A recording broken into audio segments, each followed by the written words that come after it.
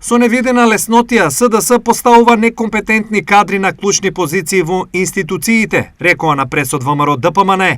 Последен пример за партијата е новоназначената председателка на управниот одбор на клиничката болница Штип. Таму сега ќе управува лице со завршен земјоделски факултет.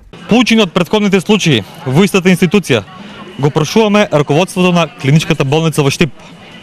Дали со поставување на несоодветни кадри полесно ќе поменуваат непопуларните одлуки за јавни набавки во болницата?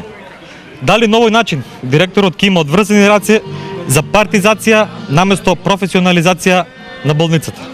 Почитувани сограѓани, наместо да ја завршија новата клиничка болница во Штип, за да можат граѓаните да имаат достојни услови за лекување, очигледно е дека владеачката гарнитура власта ја користи само за да задоволи одредени апетити на луѓе блиски до власт.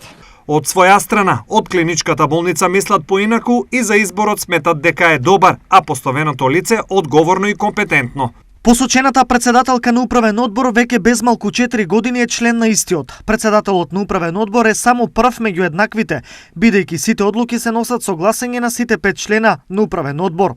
И на крај, бидејќи сметате дека со ова ќе минуваат така наречени непопуларни одлуки за јавни набавки, да, ќе минуваат и натаму, како што се следните: изградба на модуларна болница, централен довод на кислород во истата, реновирање на инфективен одел, нова конзула за КТ апаратот, нов ехо апарат, нови микроскопи, микротом, водено купатило, комплетно нова опрема за неонатологија, ново болничко возило, нови оперативни светла во ортопедската операциона сала и уште многу други. Стои во одговорот од болницата.